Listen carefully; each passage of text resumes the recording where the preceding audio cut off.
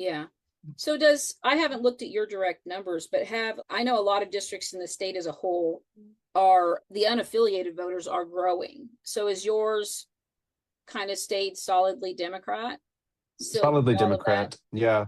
It hasn't really been close the past couple times that there's been a general election. There have been many elections in this district where there was no Republican candidate at all, but the past couple that there has been a Republican candidate, they lost by about 40 points. So it Yeah. is very Democratic, As far as your very working registration class. goes, do you know if you're losing registered Democrats and gaining unaffiliateds? That's a good question. I don't think so, but I'm not sure. I can look at your county level. I can't really, it would be a lot. I can't look at your precinct level, but I can look at Wyandotte Yeah. County and see. Yeah. Because last night, I just started looking at all of that, right? Yeah. Because I saw a trend this year. And so I went and looked back in 2025 and all these other things. And so I'm trying to gather the data for myself. This is what happens. I have a question in my head. I gather the data to answer the question. And then once I have all that data, I'm like, you know what? Other people probably have this question. So why don't I just put this out, the answer Yeah. out to the world, right? And so that's kind of something I got just out of nowhere obsessed with last night instead of making the image for this interview.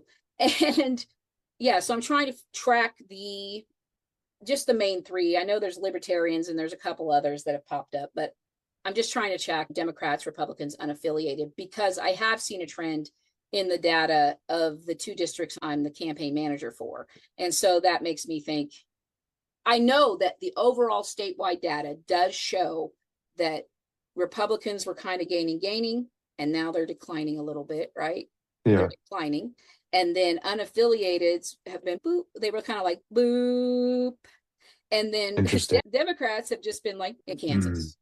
And so unaffiliated is growing faster now. Democrats have always been leaving and going to unaffiliated. This is my theory. The Democrats have kind of just steadily been going unaffiliated, right?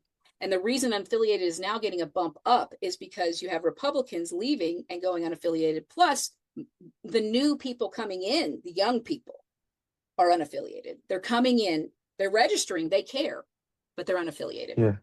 I think the other thing to mention here is the number of Democrats specifically who are moving out of the state. Oh, that's true. I didn't even think about that. Yeah. Yeah. Oh my gosh.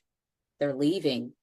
Yeah. Because usually it's I tried. people who are marginalized folks. I have left and I came back. Oh, I It's didn't usually even think marginalized about folks who that. see laws impacting them and infringing upon their rights and leave to go to somewhere safer. See, this is why it's important to talk about these things with other people and get their insights, right? Yeah. Because I didn't even think about that. Just because Yeah. I would say I that's know probably 10 the people. biggest. I know 10 people Yeah. that left immediately by the end of the year when he got elected. I know another 10 people that left last year. And I know me and myself and my family are looking very closely at this election, the state elections, because if Ty Masterson wins governor, we're leaving. We can't live here with Ty Masterson as governor, a supermajority in the Senate, regardless of what the House does, plus MAGA, Trump, whoever wins in 2028. We have them regardless till 2028. So there's at least 2 years, and I don't want to live here until something changes. I'm going to have to. I can't get that far, so it's pick a lesser of the evil around us, right? Colorado's too expensive. I kind of like Des Moines. That's probably where I'd go because Iowa, regardless of them being still conservative, Des Moines and Iowa overall is still pretty solid purple. So at least there's something up there. It's at least a little better. And so, yeah, Yeah. Kansas City, Missouri would be an option, but Missouri's not any better. So it's like, Yeah. no, we are seriously contemplating if things don't go right in November, we're going to have to leave the state just because we're all different kinds of things from the marginalized community. All of us are Yeah. my husband's schizophrenic and I'm queer and in so many ways. And so are my children and my grandchildren are both autistic and Yeah. we got to flee the state. And so I Yeah. imagine there'll be even more loss of Democrats if that happens too. I Yeah. can't be the only one, you know. Yeah. No, definitely not. And so that's another reason why I'm doing this is because just how important this year in particular is. If you've never paid attention to state politics in Kansas before, this is a very important year to pay attention to the Yeah. primary for the amendment, if nothing else. That, Yes. and there was some misinformation about unaffiliated voters and the amendment. And so they can vote on it. That's what I'm trying to get out to people. I don't care if you're in a party, if you just go vote on the one thing and leave. I don't care if you even vote in November, but you have to go vote on this one thing. Like, if Yeah. you've given up on voting, fine, but go vote on this one thing. It matters. Your vote is a vote. It's one for one. Just go vote on it. Yes. Could not agree more. Yeah, I'm hopeful. I go back and forth between being very hopeful and very scared. Yeah. I'm fired up either way, so we will see whether I'm going to be fired up and yelling at a supermajority or fired up and yelling at a majority, and then we'll see who the governor is. So I feel a pretty lot of things up in the air. I feel pretty confident that the House supermajority can be broken Yeah, this I session. agree.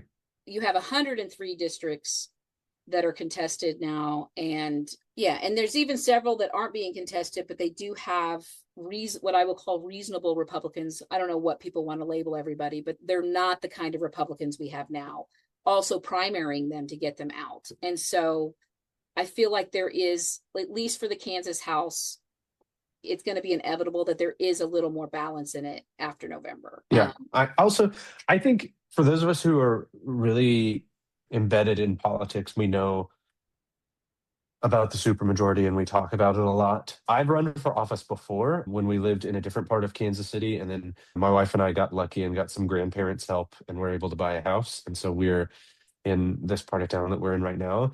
But one of the biggest things that I learned when I ran the first time was the number of people who don't really know what the supermajority is and why it's a big deal.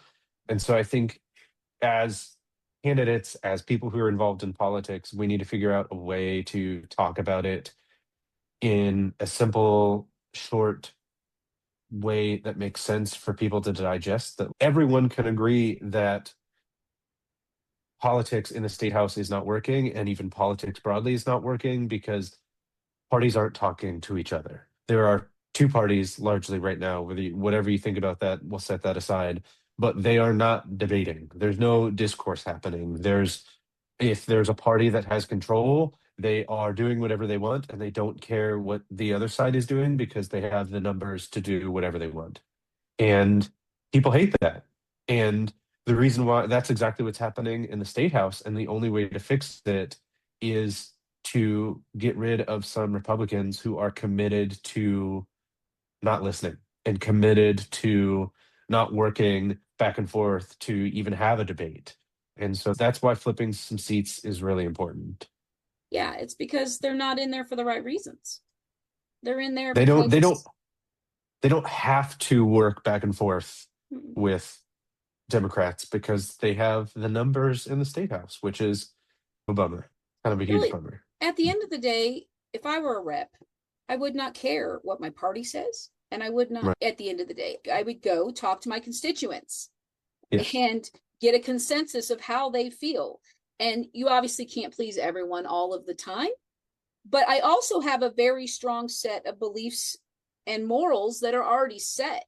And so that's going to get brought into these debates about things. And so I'm going to vote along those lines, which I already made clear when they elected me. That's why they elected me, is because of my Yes. stances and morals and things. And I'm not going to bend on those. And if for some reason I do, because I am free for new information to come into me, if I go start talking to my constituents about a stance, right? Say, Cindy Holscher is a good example because she originally was just about medical marijuana. And as she ran her campaign and as she went out and talked to more people and talked to more people and talked to more people and got educated on recreational marijuana and got educated about the things, she's now said, you know what?